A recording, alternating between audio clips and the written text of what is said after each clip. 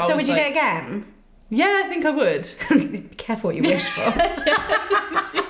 It's just me and the lovely Rachel. Say hi, Rachel. Hello, everyone. Do a big blue Peter wave. Talking to you guys about third wheel dates. Season with Salt meets third wheel dates, behind the scenes, all access. If you have questions about the show, drop us a message and I'd love to ask them. What did your friends and family say when they watched you? My family haven't seen it. Did you not tell them? No, I did tell them, but they've not watched it, I don't think. I would watch it immediately. Yeah. If my sister was like, oh, I've been on this dating show, honestly, you wouldn't see me for dust. I would be desperately trying to find it. Yeah, no, I don't. My parents definitely knew I'd been on it. I actually don't think my brothers did. I think they'd have a fit, actually, realistically. Oh. Well, that's fun. I look forward to that, to hearing how that goes. What about friends? Any of your church mates watch it? A few of them watched it with me there. Love Yeah, that! got a live feedback. I didn't realise, it's actually come up quite a lot through the filming of Series 3, how many people had viewing parties. Yeah. Because quite a few people have said, when they've come on the show or in their sort of follow-up afterwards, that they sat down and watched it with friends. Was that the first time you'd watched it? Oh, no. This was a good few weeks after it aired. Okay, yeah. And then they were like, well, you've done what? And I was like, oh, yeah, I went on this dating show. And they were like, we're watching it now. Wow. Yeah. Okay, so it wasn't a specific viewing party. Oh, no. You were already sitting around and they were like, we've got 20 minutes. Yeah. Okay, good reaction? Yeah, I think they really enjoyed it. I mean, my friends were very, very complimentary of me. Even if they weren't your friends, they should be very complimentary of you. You're great. Yeah. You're great. Yours was one of, I think it's a team favourite, internally. It's a team, and actually in the comments, it's a fan fave because somebody said this is the best one. Yeah. I think when you get two people who are really high energy, really up for a laugh, I feel like that really comes across. Yeah. And that's what you guys brought to that day. Yeah, I think that's really key, to it is because it's such a strange situation, isn't it? It's the weirdest thing to do for a date, but if you're really up for it and you're up for a laugh, then it's fab. Yeah. A few people have said to me, a fair number actually, have said they found it easier than a regular first date. Yeah, I thought, that's what I thought. I think I said it Did you? On the date to you, I think. Love that.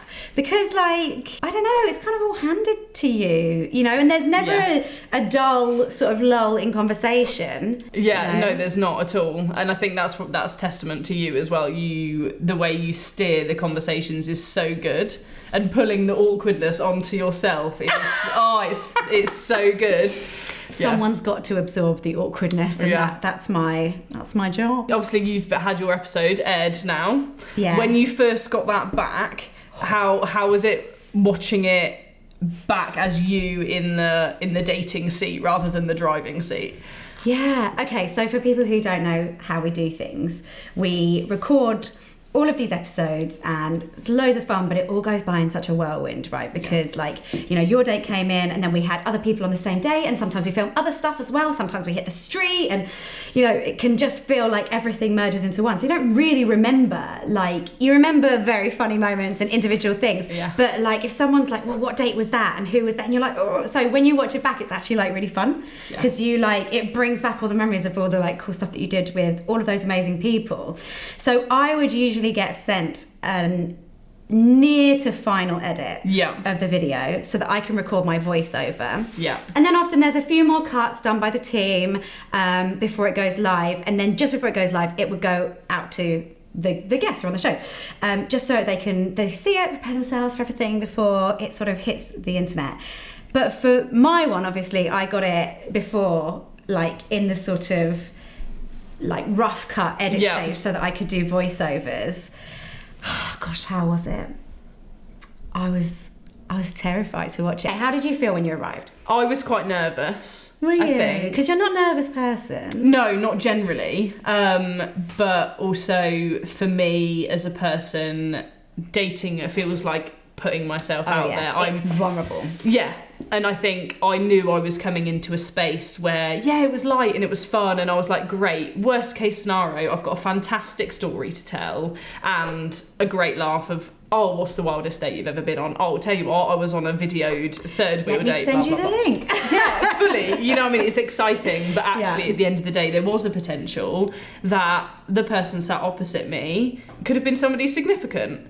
Yeah, and I think I was, I was as an optimist and as a bit of a hopeless romantic myself, was always aware that there was the potential that you could hit it off and great, this is somebody that you invest some time in. Yeah. So I think that put the little nerves in me of going, okay, I know I need to be my authentic self because I want them to do the same. Yes. Yeah. Do you feel like you were able to be your authentic self? Yes, I think so. And actually the way that it's done when you're backstage and in the green room you have time to sit and there's somebody there to talk to is amazing because you've got somebody to go at, or for somebody to like get you out of your headspace into the room, which is great.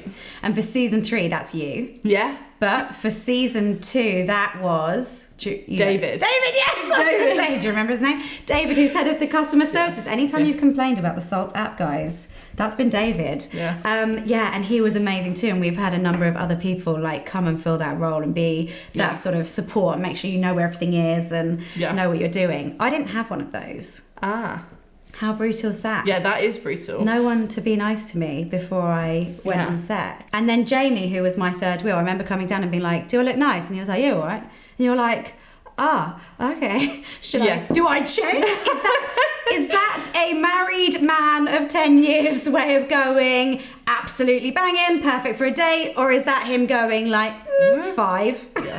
And that is one thing you're really good at, actually. Those that come on the dates, Lauren's fantastic. One of the first things I think you say to people generally is, oh, I love this about you. Oh, your hair looks great. Or you pull something really positive out of them physically, which is awesome. Oh, I didn't realise. Well, if I do that, it's because I think it, not because there you go. That's not like a checklist thing for me. But I do think people always put their best foot forwards when they come. Like, they come dressed, like, nicely, you know, like gorgeous hairdos, blah blah blah. Like, and I feel like I like that people come, and you can tell some women like don't wear a huge amount of makeup and stuff like that, and they still don't. Like maybe a bit of mascara or whatever, but everyone puts like their best foot forwards within how they want to present themselves, and I really like that. Yeah, I think one of the first things you see in someone through personality wise is how they dress and how they present themselves. Whether or not we should judge the book by its cover, I do feel like you glean things from someone from the way that they choose to express themselves and present themselves. I'm now done 3 series of this. You have been helping us out, knocking about for this 3rd series, and obviously checked in for 1 episode in series 2.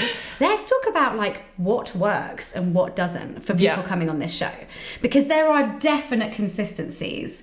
And I think that what you said as well, we always say that if someone comes in and they like know who they are and there's no concern about like what, you can tell when people are concerned about what their friends are going to think of them. And that's so natural. Oh, 100%. I think we all do it. 100%. Yeah. There's nothing weird about that. But actually the people who are like, my friends know who I am, so what they're going to see is me, and just bring that, they're often like the people who I feel I warm to best, and actually I think more likely to have a mature, long-lasting and stable relationship. You know, what was the mark when you stopped feeling nervous? I think probably when he hollered himself over my head. Yeah, I mean... that was quite early on, I think. I don't know where it came in the episode, but I think that was one of the first things we did. Was that a groin grade over your head? So I don't know if people can see this in the video, but we had to film it twice. And the first time, he clipped my head with his leg, and I had a red mark here. Oh, no. Because you were like, oh, no, it's fine, coming back up. But on this side, and I was sat there, so I had a red mark on my face towards camera. I don't know if you can see it on the camera. I think that's the kind of thing only you would notice, because I definitely didn't. But I'm going to watch it back now and see if I can see the red mark. But I remember thinking, oh my goodness. And it was at that point, I was like, right, okay, I've had this bloke on my back and he's hollered himself, he's knocked me with his leg. Like, I think we're okay now. Like, you can't go. Once someone has hurled themselves into the sky and rubbed their groin on your head, kind of the awkwardness is gone, right? I went out of it thinking, you know what, actually that was really fun. Did you? Yeah, and I think that's what I took away from it. So would you do it again?